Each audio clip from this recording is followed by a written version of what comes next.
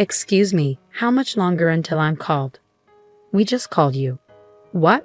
I replied, startled by the receptionist's words. I hurried into the examination room, surprised to find my husband John already there. Why are you here? I asked, taken aback. John's face went pale, and he tried to rush me out of the room in a panic. But then I caught sight of an incredible scene. My name is Christy Thomas, and I'm 27 years old. I grew up as the eldest of two sisters and now work in corporate office management.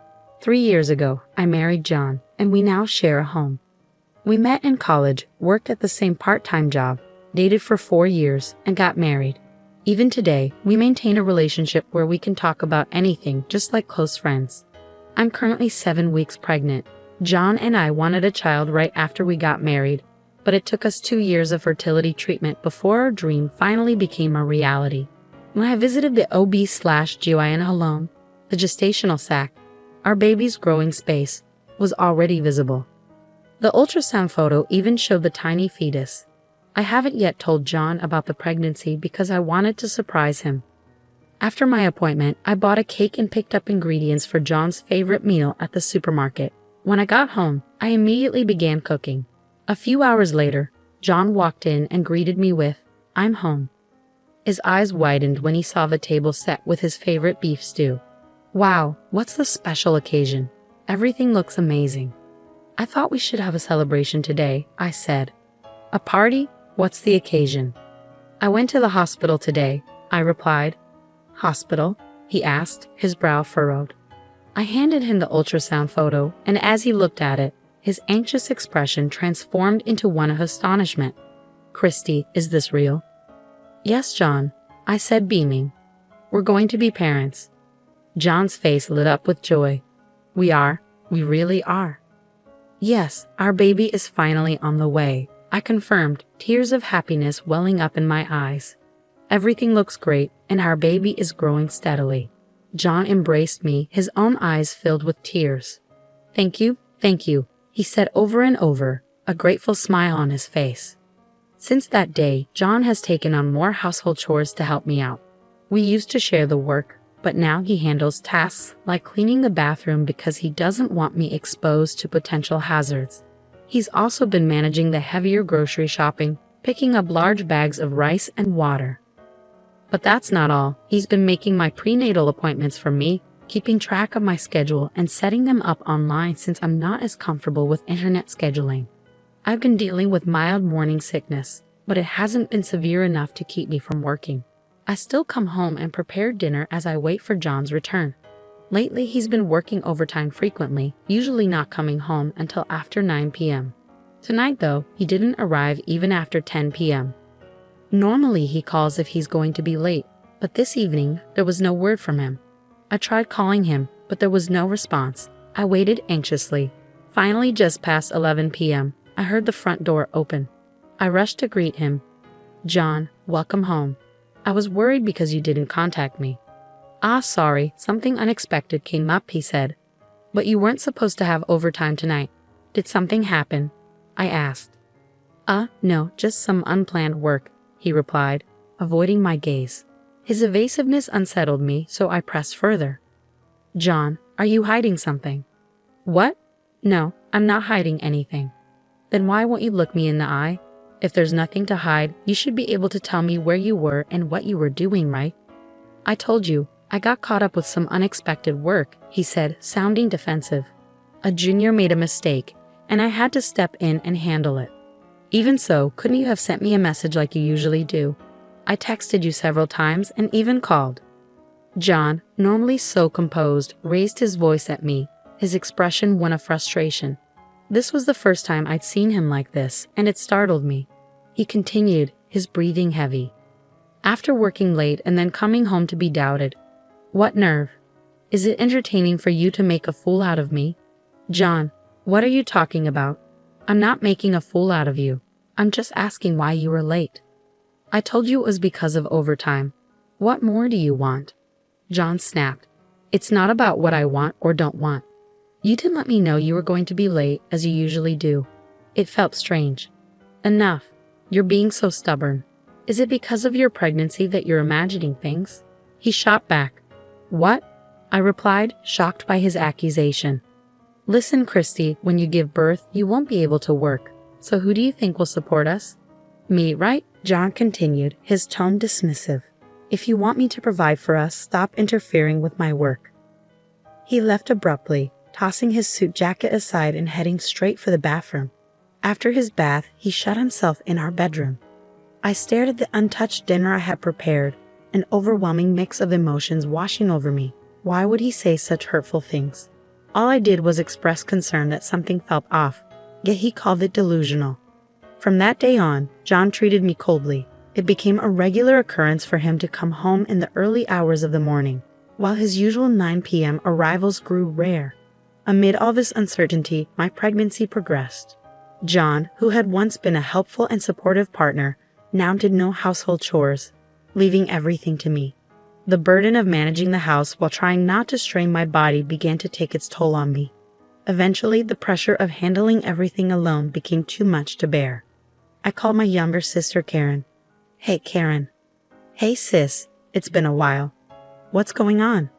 I had a bit of a disagreement with John. Really? You two are just like the saying, the more you argue, the better you get along, aren't you? My sister Karen is 3 years younger than me and works in the fashion industry. We've always been incredibly close and have been described as two peas in a pod.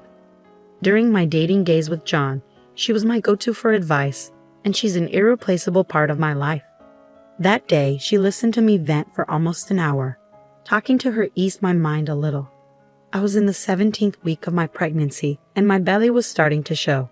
Feeling stable and healthy, I returned to work as usual after my lunch break. But just as I was about to begin my afternoon tasks, something unexpected happened. I felt a sudden, unfamiliar twinge in my belly.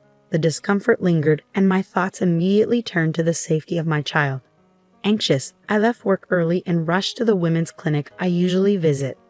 Normally, John would handle making appointments for me, but today was unexpected, so I didn't have one scheduled. It seemed I might have to wait a while for a checkup, but the thought of going home in this state made me uneasy. Prepared for a long wait, I explained the situation to the receptionist. Excuse me, I'm Christy Thomas. I've been experiencing some mild abdominal pain for a while now. Please wait a moment, Ms. Thomas. I don't have an appointment today because this was sudden. Let me check. Oh yes, you're Christy Thomas, right? You're 17 weeks pregnant. We do have an appointment for you. Please have a seat over there. Okay, thank you, I said, following her instructions.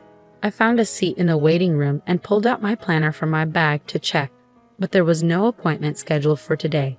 Since the incident, things had been tense between John and me. Despite that, he had still been managing my medical appointments as usual. However, my next appointment wasn't until later. It definitely wasn't scheduled for today. Feeling somewhat uneasy, I decided to wait until they called my name.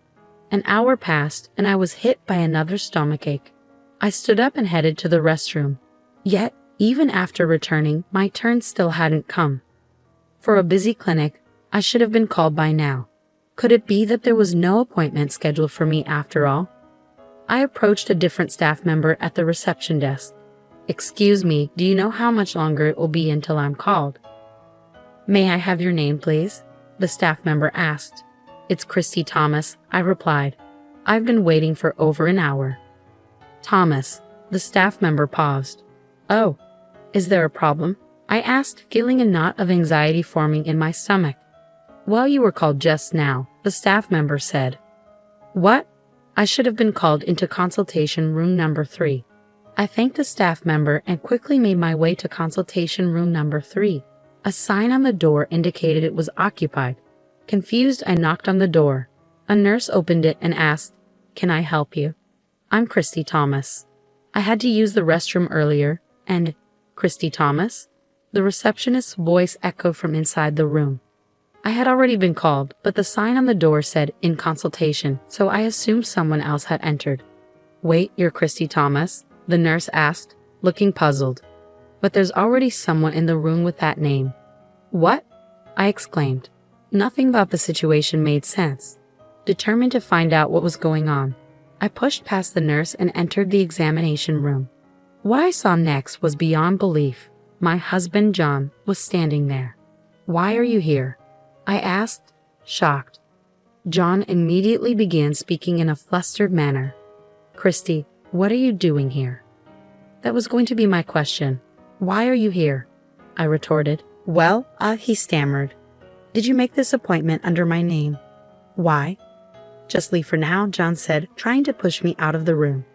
Given the bizarre situation, I couldn't back down. Explain this to me, John. Why are you here right now? I'll explain later, he pleaded. Just go for now. No, I want an explanation now. I can't just walk away from this, I insisted. As I argued with John, the doctor, who had apparently just returned from an internal exam, came back looking puzzled. Wait, Christy, the doctor said, his eyes widening in confusion. What are you doing here? I just got here, I replied. Then who did I just examine? The doctor asked. As the doctor spoke, the door to the examination room opened and my sister Karen emerged. Karen? I gasped, stunned. I was utterly bewildered by what was happening. Why was Karen here? Oh well, Karen stammered. Her hesitation only fueled my growing frustration. Why is the appointment under my name, and why did you just leave the examination room? The doctor, who had been observing the scene, stepped in. Mrs. Thomas, I apologize for the mix-up. She was wearing a mask, so I couldn't tell, but I thought it was strange when the baby seemed too small for 17 weeks of pregnancy. It was no wonder the doctor had mistaken Karen for me. We looked so much alike, and the mask made it even harder to tell us apart. Doctor, the woman you just examined is my sister, and the man over there is my husband, I explained. What? So you mean the father of the baby I just examined is? The doctor's sharp gaze shifted to John, whose face had gone pale. In that moment, I finally pieced everything together. John, Karen, I need an explanation from the beginning. Whether they had resigned themselves to the situation or not, they slowly began to speak. According to them, they had been in a relationship for about a year.